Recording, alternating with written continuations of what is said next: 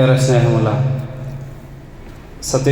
വിശ്വാസിനികളെ, സഹോദരി സഹോദരന്മാരെ, അല്ലാഹു സുബ്ഹാനഹു വ തആലയുടെ കൽപ്പനാ നിർദ്ദേശങ്ങൾ ജീവിതത്തിൻ്റെ രഹസ്യ പരസ്യ മേഖലകളിലെല്ലാം അവനെ സൂക്ഷിച്ചുകൊണ്ട് ജീവിക്കണമേ എന്ന് സ്വന്തത്തെ മറക്കാതെ നിങ്ങളെ ഓരോരുത്തരെയും ഓർമ്മപ്പെടുത്തുകയാണ്, വസിയത്ത് ചെയ്യുകയാണ്. അല്ലാഹു സുബ്ഹാനഹു വ തആല യഥാർത്ഥ മുത്തഖീങ്ങളായി ജീവിക്കുവാനും നാളെ സ്വർഗത്തിൽ ഒരുമിച്ച് കൂടുന്ന ആ മുത്തഖീങ്ങളുടെ കൂട്ടത്തിൽ നമ്മെ ഏവരെയും ഉൾപ്പെടുത്തി അനുഗ്രഹിക്കുകയും ചെയ്യുമാറാകട്ടെ. വിശുദ്ധ റമദാൻ അതിൻ്റെ പകുതി ഭാഗത്തോളം നമ്മൾ അടുത്ത് കഴിഞ്ഞു. നമ്മിൽ നിന്നത് പിന്നിട്ട് കഴിഞ്ഞിട്ടുണ്ട്. ഏതൊരു സമയത്തും നമ്മൾ അതിനെ പരമാവധി ഉപയോഗപ്പെടുത്താൻ ശ്രദ്ധിക്കുന്നുണ്ട്. വിശുദ്ധ ഖുർആൻ പാരായണങ്ങളിലും രാത്രി ദീർഘമായിക്കൊണ്ട് നമ്മൾ തറാവീഹ് നമസ്കരിച്ചും പരമാവധി നമ്മുടെ നാക്കുകളെയും കൈകാലുകളെയും ശരീരത്തെ എല്ലാം നിയന്ത്രിച്ചുകൊണ്ട് നമ്മൾ ഈ ഒരു റമദാനിനെ നമ്മൾ ഉപയോഗപ്പെടുത്താൻ അത് ശ്രദ്ധിക്കുന്നുണ്ട്. അല്ലാഹു സുബ്ഹാനഹു വ തആല അതെല്ലാം സ്വാലിഹായ അമലായി നമ്മിൽ നിന്ന് സ്വീകരിക്കുമാറാകട്ടെ. സഹോദരങ്ങളെ, ഈ ഒരു സമയത്ത് നമ്മൾ പ്രത്യേകം ശ്രദ്ധിക്കേണ്ട, അറിഞ്ഞിരിക്കേണ്ട ഒരു ചരിത്രമാണ് ബദറുമായി ബന്ധപ്പെട്ട ചരിത്രം. എന്തുകൊണ്ടാണ് ബദറിന് ഈ ഒരു സമയത്ത് പ്രാധാന്യം അർഹിക്കുന്നത്? കാരണം ബദർ നടന്നിട്ടുള്ളത് റമദാൻ മാസത്തിലാണ്. റമദാൻ മാസത്തിൽ നടന്ന ഏതെങ്കിലും ഒരു സംഭവം ഒന്ന് പറയൂ എന്ന് നമ്മോട് ആരെങ്കിലും ഒന്ന് ചോദിച്ചാൽ നമ്മൾ ആദ്യം പറയുക ബദറാണ്. രണ്ടാമതൊന്ന് ചോദിച്ചാൽ അതൊരു വേള ചിന്തിക്കേണ്ടി വരും. എന്താണ് റമദാനിൽ നടന്നു പോയിട്ടുള്ളൊരു പ്രധാന രണ്ടാമത്തെ ഒരു സംഭവം എന്ന് ചോദിച്ചാൽ പലപ്പോഴും ആളുകൾക്ക് അതിനൊരു ഉത്തരമില്ല. കാരണം പഠിക്കാറില്ല, അതിനെക്കുറിച്ച് കൂടുതലായി നമ്മൾ പഠിച്ചിട്ടില്ല. അതുതന്നെയാണ് വസ്തുത. സഹോദരങ്ങളെ, ധാരാളം സംഭവങ്ങൾ റമദാൻ മാസത്തിൽ നടന്നിട്ടുണ്ട്. ഇസ്ലാമിക ചരിത്രങ്ങൾ പരിശോധിക്കുമ്പോൾ ആ ഇസ്ലാമിക ചരിത്രത്തിലെ പ്രധാനപ്പെട്ട പല വിജയങ്ങളും നേടിയിട്ടുള്ളത് അത് റമദാനിലാണ്. ആ റമദാൻ മാസത്തിൽ തന്നെ പലപ്പോഴും പല ദുഃഖത്തിൻ്റെയും ചരിത്രങ്ങൾ അത് നിലനിൽക്കുന്നുണ്ട്. ഇസ്ലാമിക ചരിത്രത്തിലെ ഏറ്റവും സുപ്രധാനമായ ഒരു വിജയമായിരുന്നു മക്ക വിജയം, ഫത്ഹു മക്ക. ഹിജ്റയുടെ 8-ാം വർഷമാണ് ഫത്ഹു മക്ക നടക്കുന്നത്. അത് നടന്നത് ഒരു റമദാൻ മാസത്തിലാണ്. പ്രവാചകൻ സല്ലല്ലാഹു അലൈഹി വസല്ലമ ഒരു റമദാനിലെ ബദറിൽ അതിലെത്രത്തോളം അതിൻ്റെ വിജയത്തിൽ സന്തോഷിച്ചിട്ടുണ്ടോ അതുപോലെ സന്തോഷിച്ച ഒരു സംഭവമാണ് ഫത്ഹു മക്ക. പ്രവാചകൻ അങ്ങേയറ്റം സന്തോഷമാണ്. തൻ്റെ ജനിച്ച നാടും താൻ വളർന്നിട്ടുള്ള ആ നാടുമെല്ലാം തിരികെ അള്ളാഹുവിൻ്റെ തൗഹീദിലേക്ക്, വഹ്ദാനിയത്തിലേക്ക് മടങ്ങിയതിൻ്റെ ആ ഒരു സന്തോഷം, അള്ളാഹുവിന് കീഴ്പ്പെട്ടുകൊണ്ട് തങ്ങളെല്ലാം ഖിബ്ലയായി നിശ്ചയിച്ചിട്ടുള്ള ആ ഒരു കഅബ, അതെല്ലാം വഹ്ദാനിയത്തിലേക്ക് മാറിയിട്ടുള്ള ആ ഒരു സന്ദർഭം, ആ ഫത്ഹു മക്ക പ്രവാചകൻ സല്ലല്ലാഹു അലൈഹി വസല്ലം അങ്ങേയറ്റം സന്തോഷിച്ചിട്ടുണ്ട്. അത് നടന്നത് ഈ ഒരു ഹിജ്റ 8-ാം വർഷത്തിലാണ്. പിന്നെ മറ്റൊരു സംഭവമാണ്, ഹിജ്റ 8-ാം വർഷം മക്കം ഫത്ഹ് കഴിഞ്ഞതിന് ശേഷം പ്രവാചകനും സ്വഹാബത്തും നേരെ ചെല്ലുന്നത് ത്വായിഫിലേക്കാണ്. ശവ്വാൽ മാസത്തിൽ നേരെ ത്വായിഫിലേക്ക് എത്തി.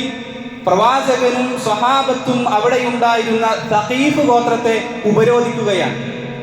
ആ ത്വായിഫിനെ ഇസ്ലാമിക രാജ്യത്തിലേക്ക് കീഴ്പ്പെടുത്തണം.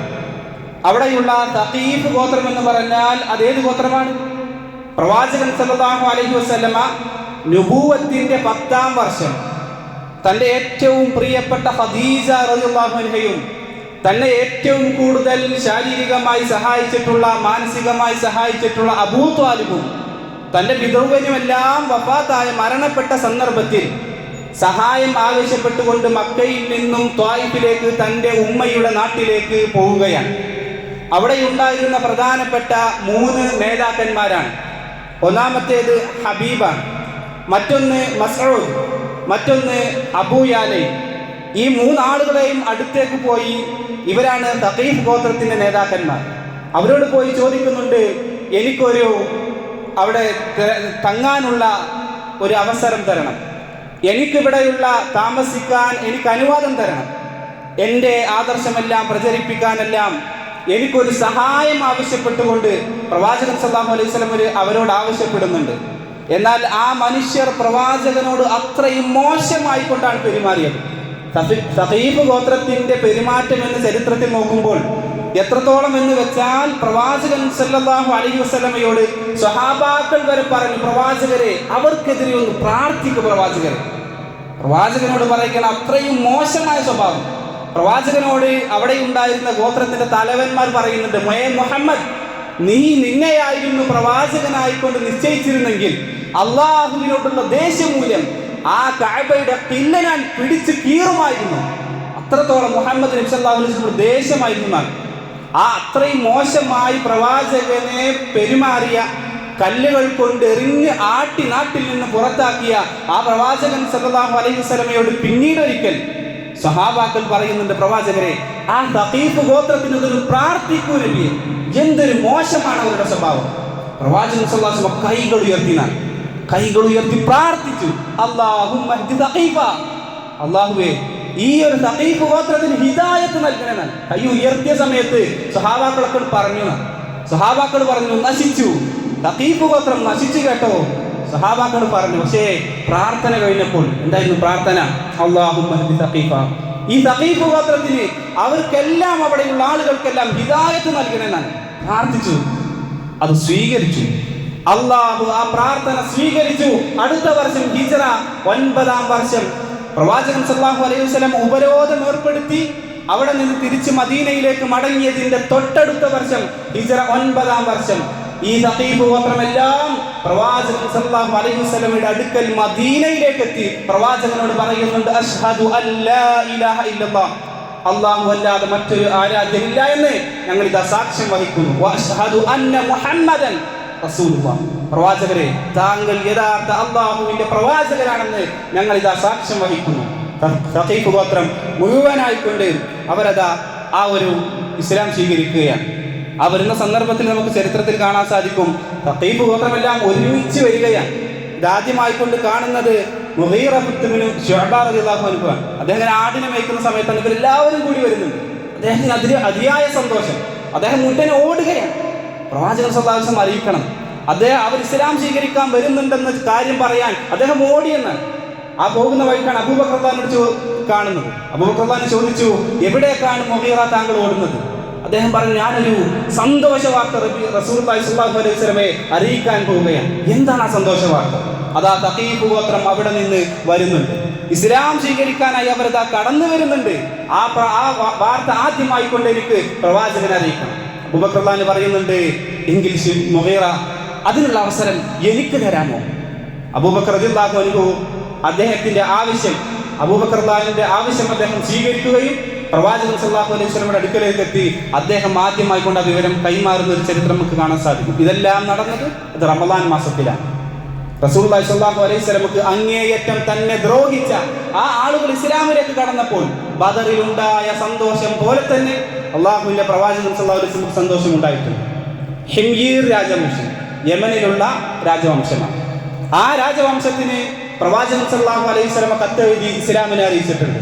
ഓരോ നാട്ടിലേക്കും പ്രവാചകന്മാർ അവിടെയുള്ള രാജാക്കന്മാർക്ക് കത്തെഴുതിക്കൊണ്ട് ഇസ്ലാമിനെ സ്വീകരിക്കണം, ഇതാണ് യഥാർത്ഥ മാർഗം, ഇതല്ലാത്ത ഒരു മാർഗവും അള്ളാഹുവിങ്കൽ സ്വീകരിക്കപ്പെടുകയില്ല, അത് സ്വീകരിക്കാത്ത ആളുകൾ കാലാകാലം നരകത്തിലായിരിക്കും എന്ന മാർഗം റസൂലുള്ളാഹി സ്വല്ലല്ലാഹു അലൈഹി വസല്ലം കത്തെഴുതി അവർക്ക് അറിയിക്കുമായിരുന്നു എന്നാണ്. യമനിലുള്ള ഹിംയീർ രാജവംശം അത് സ്വീകരിച്ചു. പ്രവാചകന്റെ അടുക്കലേക്ക് ഒരു ആളെ പറഞ്ഞയച്ചുകൊണ്ട് അവർ പറയുന്നുണ്ട്, ഞങ്ങളുടെ ഗോത്രം, ഞങ്ങളുടെ നാടിത, ഞങ്ങളെല്ലാവരും ഇസ്ലാം സ്വീകരിച്ചിട്ടുണ്ട്, മുസ്ലിമുകളായിട്ടുണ്ട്. പ്രവാചകൻ അതിയായി സന്തോഷിച്ചു എന്നാണ്. നോക്കൂ സഹോദരങ്ങളെ, എത്ര സംഭവങ്ങളാണ് റമളാൻ മാസത്തിൽ നടന്നിട്ടുള്ളത്. ഇസ്ലാമിന് ഏറ്റവും കൂടുതൽ പ്രയാസമുണ്ടാക്കിയ ഇസ്ലാമിക ചരിത്രത്തിലെ ഒരു വിഭാഗമാണ് താർത്താരികൾ. പലപ്പോഴും നമ്മൾ കേട്ടിട്ടുണ്ട് താർത്താരികൾ. മംഗോളിയ വംശജരാണ്. ഹിജ്റ ഏകദേശം 628 കാലഘട്ടത്തിലാണ് മംഗോളിയക്കാരായ ആളുകൾ ഏകദേശം അവരുടെ ഇത്തരത്തിലുള്ള ആക്രമണങ്ങളിൽ നിന്ന് ഇസ്ലാം മോചിതരാകുന്നത്. എത്രത്തോളം എന്ന് വെച്ചാൽ അത്രയും അപരിഷ്കൃതരായ ആളുകളായിരുന്നു ആ നാട്ടിലുണ്ടായിരുന്നത്. പന്നിയെയും പട്ടിയെയും എല്ലാം അവർ ഭക്ഷിച്ചിരുന്നു എന്നാണ്. മാത്രമല്ല കല്യാണമില്ല, വിവാഹമില്ലാതെ മോശമായിക്കൊണ്ട് എല്ലാ രീതിയിലും മോശമായിക്കൊണ്ടായിരുന്നു ആ നാട്ടിലുണ്ടായിരുന്നത്. ഹിജറ ക്രിസ്താബ്ദം 13-14 നൂറ്റാണ്ടിലുണ്ടായിരുന്ന ആ കാലഘട്ടത്തിലുണ്ടായിരുന്ന ആളുകളെല്ലാം പറയുന്ന അവരുടെ ചരിത്രത്തിൽ കാണാം, ഞങ്ങൾ ഈ കാലഘട്ടത്തിലൊന്നും ജനിച്ചില്ലായിരുന്നെങ്കിൽ എത്ര നന്നായിരുന്നേനെ എന്നൊക്കെ പറയുന്നതായിട്ട് കാണാൻ സാധിക്കും. ആ താർത്താരികളുടെ ആക്രമണങ്ങൾ അത്രയും മോശമായിരുന്നു. ആ താർത്താരികൾക്കെതിരെ ഇസ്ലാം വിജയം വരിച്ചത് അത് റമദാനിലായിരുന്നു.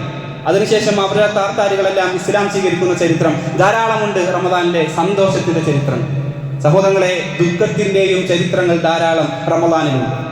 പ്രവാചകൻ സല്ലല്ലാഹു അലൈഹി വസല്ലമയുടെ കരളിന്റെ കഷ്ണമായ എന്റെ കരളിന്റെ കഷ്ണമായ പൊന്നുമോൾ ഫാത്തിമ എന്ന് പറഞ്ഞ ഫാത്തിമ റളിയല്ലാഹു അൻഹയുടെ വഫാത്തുണ്ടായത് അത് റമദാൻ മാസത്തിലാണ്.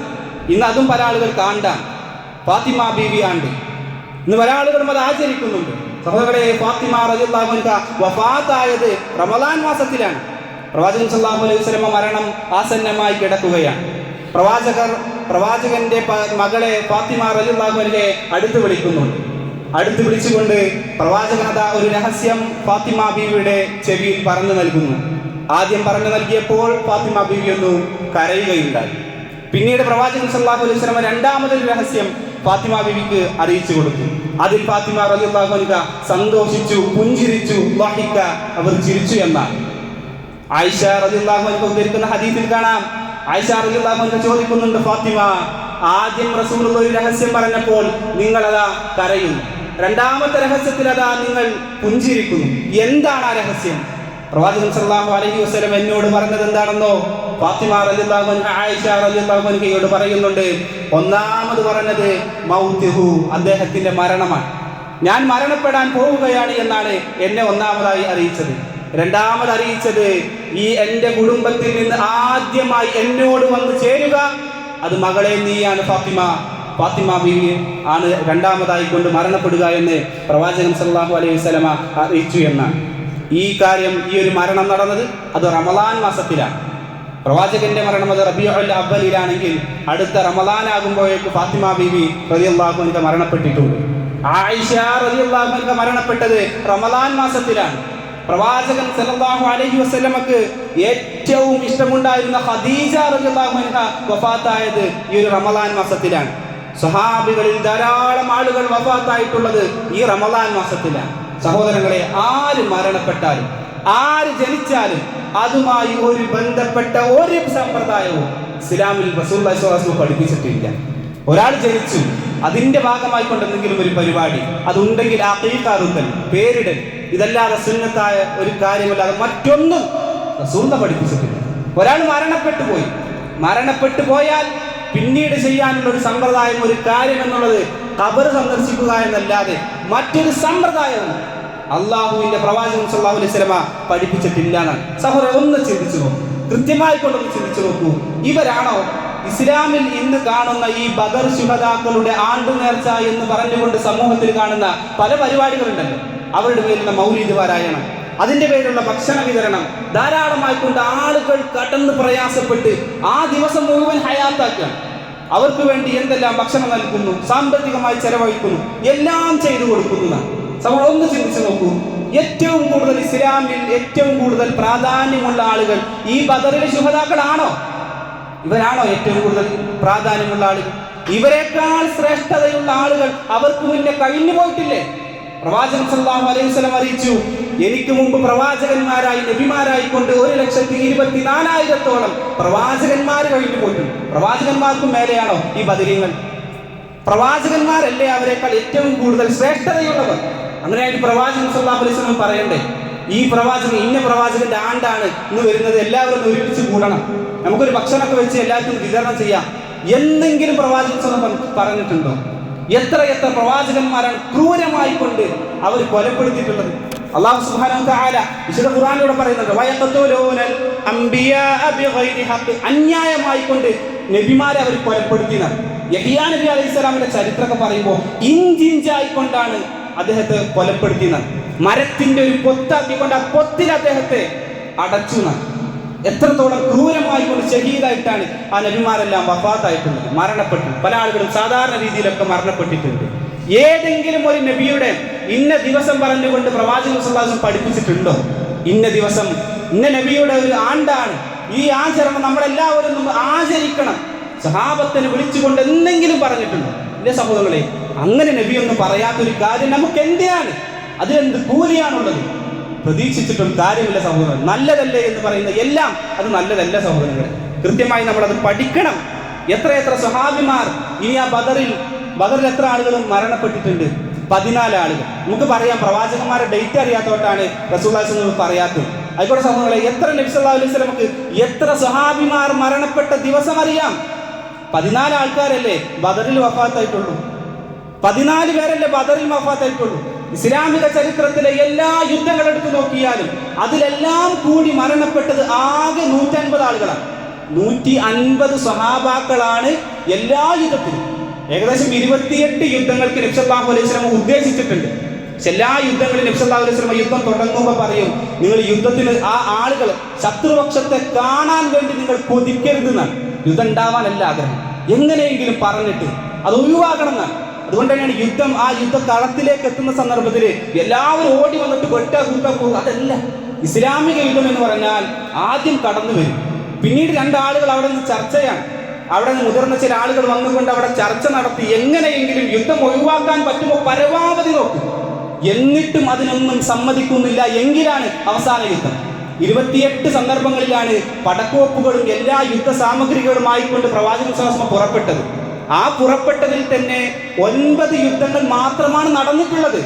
ഈ 9 യുദ്ധങ്ങളിൽ തന്നെ 8 യുദ്ധങ്ങളിൽ മാത്രമാണ് പരസ്പരം ഒരു ആക്രമണം ഉണ്ടായിട്ടുള്ളത്. ഒരു യുദ്ധത്തിൽ ഒന്നും ഉണ്ടായിട്ടില്ല. അവിടെ എത്തി ആർക്കും ഒരു അപായമുണ്ടാതെ തിരിച്ചുപോയി. 8 യുദ്ധങ്ങളിലാണ്. ഈ യുദ്ധങ്ങളിൽ തന്നെ ആകെ മരണപ്പെട്ട 150 ആളുകളാണ്. എന്നിട്ട് ഈ 150 ആളുകൾക്കും എത്ര ആളുകൾ?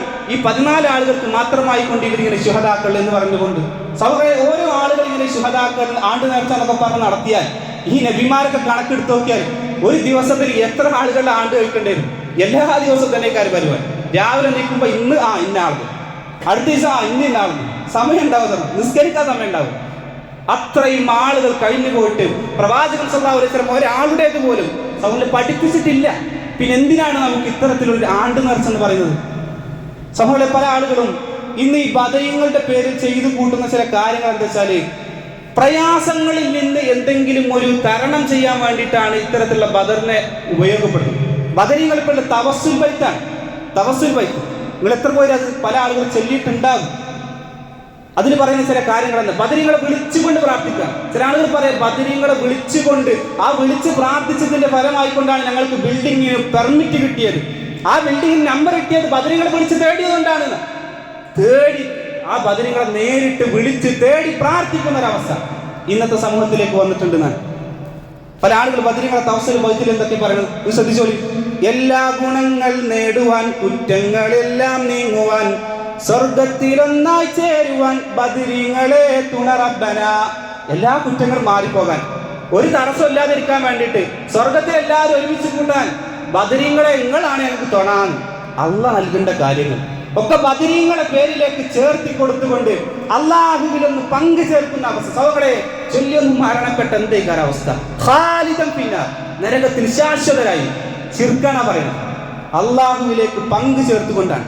നോക്കൂ സഹോദരങ്ങളെ, ദണ്ണംബാവസൂരിയും മറ്റുള്ള ദീനമടങ്കലും ബദരീങ്ങളെ ബറക്കത്തിനാൽ ശിഫയാക്കണം യാ റബ്ബന. എന്തെങ്കിലും ഒരു പ്രയാസം വന്നാൽ, വസൂരി വന്നു, എന്തെങ്കിലും പ്രയാസങ്ങൾ വന്നു, ഇതൊക്കെ വന്നാൽ എന്ത് ചെയ്യണം? ഇതൊക്കെ ചൊല്ലിയാൽ മതി. ചൊല്ലി അതൊക്കെ ശരിയാവുന്നാൽ. ആരെ പേരിലാണ് പറയണത്? ബദരീങ്ങളുടെ പേരിലാണ് ഈ പറയുന്നത്. ഉമർ റളിയല്ലാഹു അൻഹുവിന്റെ കാലഘട്ടത്തിൽ ഹിജറ 18 ഷാമിൽ പ്ലേഗ് ഉണ്ടാകുന്നത്. പ്ലേഗ് എന്നൊക്കെ പറഞ്ഞാൽ അതിമാരകമായ രോഗമാണ്. പടർന്ന് പിടിച്ചാൽ പിന്നെ സമൂഹത്തിൽ എല്ലാവരും മരണം കൊണ്ടേ അവസാനിക്കും. പ്ലേഗ് ആയിരുന്നു. പ്രവാചകൻ സല്ലല്ലാഹു അലൈഹി വസല്ലം മുമ്പേ പ്രവചിച്ചതാണ് ഇന്ന സമൂഹത്തിൽ ആ സമയത്ത് പ്ലേഗ് ഉണ്ടാകും. ആ പ്ലേഗ് ബാധിച്ചുകൊണ്ടാണ് ബദരീങ്ങളിൽപ്പെട്ട 3 ആളുകൾ ഷഹീദായത്. ബദരീങ്ങളിൽപ്പെട്ട 3 ആളുകൾ ഷഹീദായത്. ഒന്നാമത്തേത് അബൂ ഉബൈദ ആമിർ ബിൻ ജറാഹ് റളിയല്ലാഹു അൻഹു. അദ്ദേഹം ബദരീങ്ങളിൽപ്പെട്ട ആളാണ്. അദ്ദേഹം ആ സ്വഹാബി മരണപ്പെട്ടത് പ്ലേഗ് ബാധിച്ചിട്ടാണ്. അദ്ദേഹം നിങ്ങൾ കരുതിയിട്ടുണ്ടോ ഏതായാലും എനിക്ക് പ്ലേഗ് വന്നല്ലോ, ഞാൻ ഈ തവസ്സുൽ പൈസ ഒന്ന് ചെല്ലട്ടെ, എന്റെ രോഗം മാറിക്കോട്ടെ എന്ന് ആരെങ്കിലും കരുതിയിട്ടുണ്ടോ? ഒരു സ്വഹാബി പോലും കരുതിയിട്ടില്ല. ഉമർലാൻ ഏറ്റവും ഇഷ്ടമുള്ള സ്വഹാബിയായിരുന്നു. അതുകൊണ്ട് തന്നെയാണ് ഉമർലാൻ മദീനയിലാകുന്ന സമയത്ത് ഇദ്ദേഹം ഗവർണറായിട്ട് ഷാമിലാണ്. ആ സമയത്ത് അദ്ദേഹം കത്തെഴുതുന്നുണ്ട്, ആമിർ എനിക്കൊരാവശ്യമുണ്ട്, വേഗം താങ്കൾ തിരിച്ചു വരണമെന്നാണ്. ആമിറിന് കാര്യം മനസ്സിലായി. അദ്ദേഹത്തിന് എന്നോടുള്ള ഇഷ്ടം കാരണം ഒന്ന് തിരിച്ചു വിളിക്കാന്ന് മനസ്സിലായി. ആമിർ തിരിച്ചു പറയുന്നുണ്ട്, താങ്കൾ മരണത്തിലേക്ക് അടുക്കുന്ന ഒരാളെയാണോ തിരിച്ചു വിളിക്കുന്നത്? വരാൻ പറ്റൂലാണ്. ഉമർലാൻ അങ്ങോട്ട് പോകുന്നുണ്ട്. ഷാമിലേക്ക് കടക്കാൻ നേരമാണ് ഒരു സഹാബി അദ്ദേഹത്തോട് പറയുന്നുണ്ട്, പ്രവാചകന്റെ വചനം ഞാൻ കേട്ടിട്ടുണ്ട്, ഒരു മാരകമായ രോഗം ഒരു നാട്ടിൽ വ്യാപകമായാൽ ആ നാട്ടിൽ നിന്ന് ആരും പുറത്തു പോകാനും പാടില്ല, അവിടേക്ക് ആരും പ്രവേശിക്കാനും പാടില്ല എന്നാണ്. അതുകൊണ്ട് ഉമർലാൻ നടന്നു. അത്രയും പ്രവാചകൻ ഉമർലാൻ ഏറ്റവും ഇഷ്ടപ്പെട്ട അബൂ ഉബൈദ ആമിർ ജറാഹ് റളിയല്ലാഹു അൻഹു അദ്ദേഹം മരണപ്പെട്ടു. ബദരീങ്ങളിൽപ്പെട്ട ആൾക്കൊരു പ്രയാസം വന്നപ്പോൾ ആരെയും വിളിച്ച് തേടി? ആരും തേടില്ല. അവർ ക്ഷമിച്ചുകൊണ്ട് അള്ളാഹുവിന്റെ സ്വർഗത്തിലേക്ക് ഞങ്ങൾ പോവുകയാണെന്നാണ് അവർ പറഞ്ഞത്. മാത്രമല്ല രണ്ടാമത്തെ മുആദ് ബിൻ ജബൽ റളിയല്ലാഹുവിനാണ്. മുആദ് ബിൻ ജബൽ റളിയല്ലാഹുവിന്റെ ചരിത്രമൊക്കെ വായിക്കുമ്പോൾ ഒരു ജുമുഅ കഴിഞ്ഞ് അടുത്ത ജുമുഅ ആകുമ്പത്തിന് അദ്ദേഹത്തിന്റെ കുടുംബം മുഴുവൻ വഫാത്തായി. കുടുംബത്തിലുള്ള എല്ലാവരും മരണപ്പെട്ടു.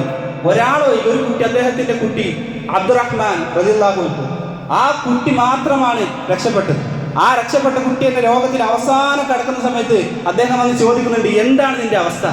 ആ കുട്ടി മരണപ്പെടാൻ കിടക്കുകയാണ്. വാപ്പാനെ സമാധാനിപ്പിക്കാൻ പറയുന്നുണ്ട്, എല്ലാം ശരിയായിക്കൊണ്ടൊന്നും പ്രശ്നമൊന്നുമില്ല. അടുത്ത ദിവസം ആ കുട്ടി മരണപ്പെട്ടു. അടുത്ത ജുമുഅ 2 ദിവസം കഴിഞ്ഞപ്പോഴേക്കും ആ സഹാബിയെ മരണപ്പെട്ടു. ആ സഹാബി എന്ന് വിചാരിച്ചിട്ടുണ്ടോ, ഈ ബദരീകളിൽ കുറെ ആൾക്കാർ മരണപ്പെട്ടു പോയിട്ടുണ്ടല്ലോ, നല്ല ശ്രേഷ്ഠതയുണ്ടല്ലോ, അവരെ ഒന്ന് തേടി പ്രാർത്ഥിച്ചാൽ എൻ്റെ ഈ വസൂലിയും എല്ലാ കാര്യങ്ങളൊക്കെ ഒന്ന് ശരിയാകുന്ന അവർ പ്രാർത്ഥിച്ചിട്ടുണ്ടോ? അവർ പ്രാർത്ഥിച്ചിട്ടില്ലെങ്കിൽ നമുക്കും വേണ്ട സഹോദരങ്ങളെ, അതല്ലേ ഏറ്റവും ശരിയായ മാർഗം? ആ പ്രവാചകന്റെയും സഹാബാക്കളുടെയും മാർഗമല്ലേ ഏറ്റവും ശരിയായത്? എങ്കിൽ സഹോദരൻ നമുക്കത് വേണ്ട. അള്ളാഹുവിനെ മാത്രം വിളിച്ചൊന്ന് പ്രാർത്ഥിച്ചുകൊണ്ട് ആ കാര്യങ്ങൾ ശിഫയായാൽ അത് മതി. അതിൽ നിൽക്കാൻ നമുക്ക് സാധിക്കണം. ബിലാൽ റളിയല്ലാഹു അൻഹു മൂന്നാമത്തത്. ബിലാൽ റളിയല്ലാഹു അൻഹു ബദരീങ്ങളിൽപ്പെട്ട ആളാണ്. ആ ബിലാൽ റളിയല്ലാഹു അൻഹു പോലും മരണപ്പെട്ടത് ഈ പ്ലേഗ് ബാധിച്ചിട്ടാണ്, ശരീരമായിക്കൊണ്ടാണ് മരണപ്പെട്ടത്. അദ്ദേഹം പോലും ഒരിക്കലും പറഞ്ഞിട്ടില്ല, എൻ്റെ ഈ രോഗമൊന്ന് ശിഫയാകാൻ ഞാൻ ഏതെങ്കിലും ഒരാളൊന്ന് വിളിച്ച് പ്രാർത്ഥിക്കട്ടെ എന്ന് പറഞ്ഞിട്ടില്ല. വാ ബല എന്ന് പറയണം. അവരുടെ ഭാര്യ പറയണം, എന്തൊരു നാശം, എന്തൊരു പ്രയാസാണെന്ന്. തിരിച്ച് അദ്ദേഹം പറയുന്നു, വാ ഫർഹ, എന്തൊരു സന്തോഷമാണ്,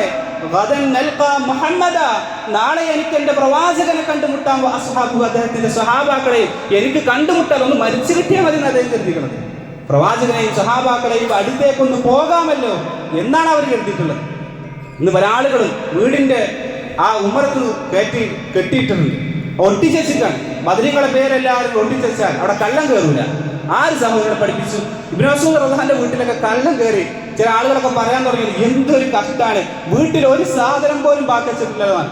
എന്താ ഇബ്നു മസ്ഊദ് റളിയല്ലാഹു, എന്നൊരു പോസ്റ്റ് എടുക്കി, ഞാൻ ഏതെങ്കിലും ഒട്ടിച്ചേക്കട്ടെ, ആൾക്കാരുടെ പേരൊക്കെ ഒന്ന് വീടിന്റെ ഉമ്മറത്തൊന്ന് ഒട്ടിച്ച് വെച്ചാൽ കള്ളം കയറൂല എന്നാണ് ഇബ്നു മസ്ഊദ് റളിയല്ലാഹു പറഞ്ഞത്. ഇബ്നു മസ്ഊദ് റളിയല്ലാഹു പ്രാർത്ഥിക്കുന്ന പ്രാർത്ഥന സഹോദരങ്ങളെ ചരിത്രത്തിൽ കാണാം.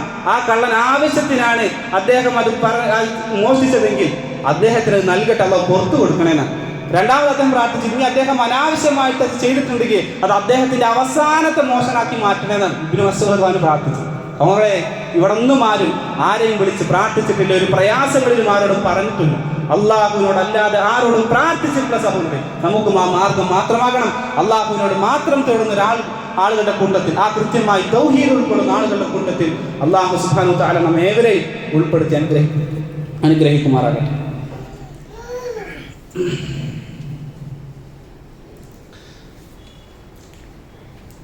അൽഹംദുലില്ലാഹി റബ്ബിൽ ആലമീൻ വൽആഖിബതു ലിൽമുത്തഖീന വലാ ഉദ്വാന ഇല്ലാ അലൽ ളാലിമീൻ. ഇതൊക്കെ കൃത്യമായി എല്ലാം പറഞ്ഞു കൊടുത്താൽ പല ആളുകൾ ഇതിന് തെളിവായിട്ട് കൊണ്ടുവരും.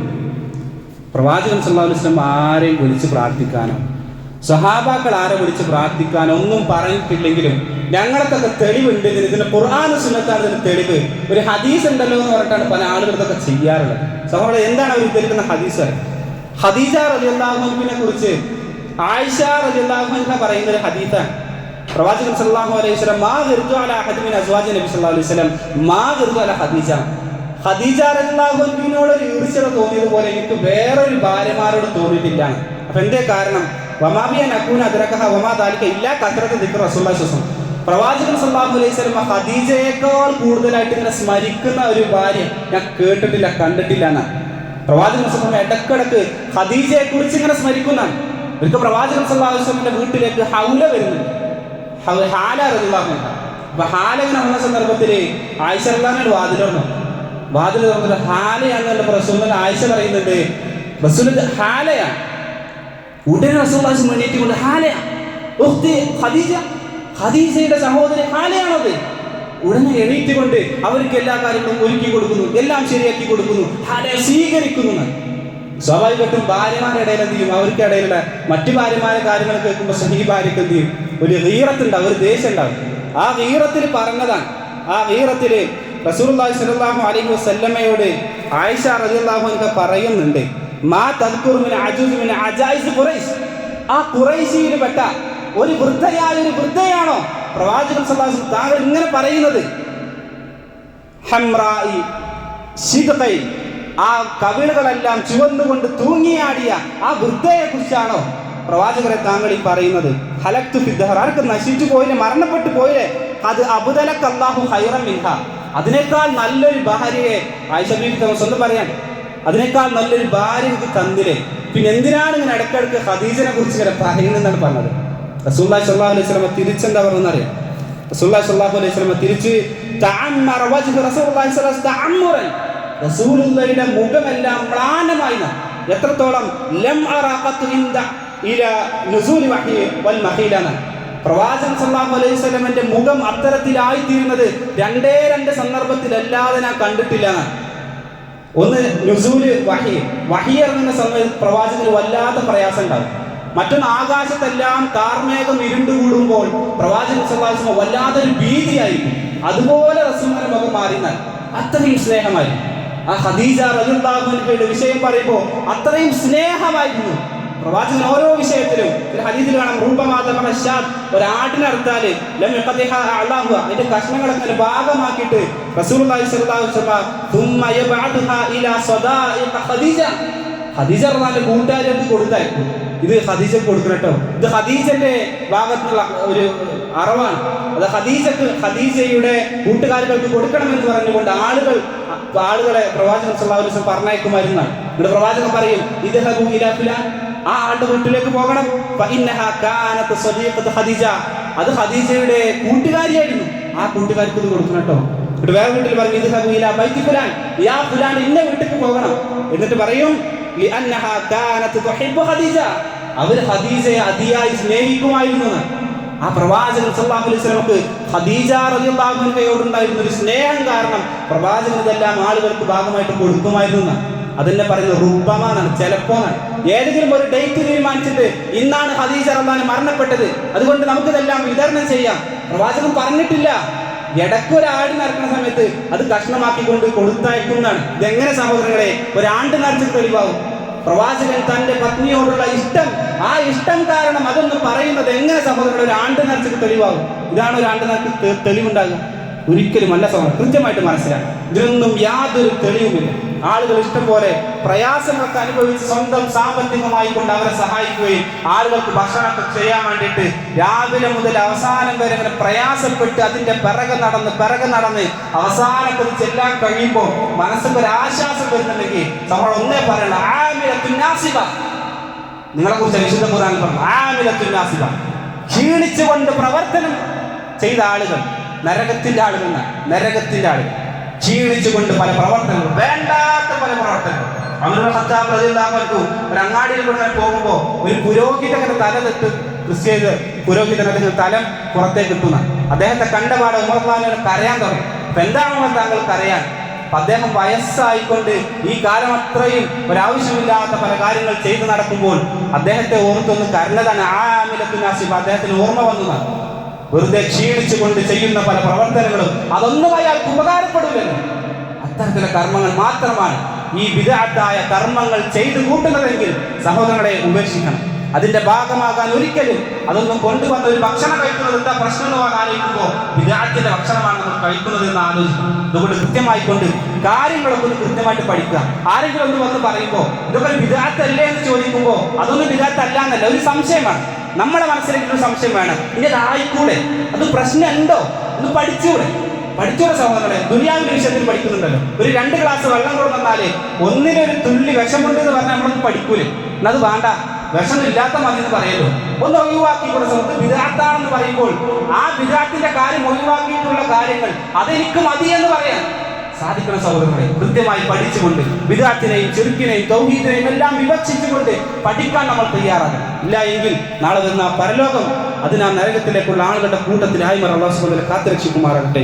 അല്ലാഹു സുബ്ഹാനഹു വ തആല കൃത്യം കാര്യങ്ങളെല്ലാം കൃത്യമായി ഹക്കിനെ ഹക്കായി മനസ്സിലാക്കാനും ആ ഹക്കിന്റെ കൂടെ നിൽക്കാനും അല്ലാഹു സുബ്ഹാനഹു വ തആല നമുക്ക് ഏവർക്കും തൗഫീഖിനെ പ്രദാനം ചെയ്യുമാറാകട്ടെ. അല്ലാഹുമ്മ ഗ്ഫിർ ലിൽ മുഅ്മിനീന വൽ മുഅ്മിനാത്ത് വൽ മുസ്ലിമീന വൽ മുസ്ലിമാത്ത് അല്ലാഹുമ്മ ഗ്ഫിർ ലിൽ മുഅ്മിനീന വൽ മുഅ്മിനാത്ത് വൽ മുസ്ലിമീന വൽ മുസ്ലിമാത്ത് اللهم اعز الاسلام والمسلمين واذل الشرك والمشركين اللهم اجرنا من النار اللهم اجرنا من النار اللهم اجرنا من النار اللهم ربنا تقبل منا انك انت السميع العليم وتب علينا انك انت التواب الرحيم واغفر لنا يا غافر المجرمين والحمد لله رب العالمين.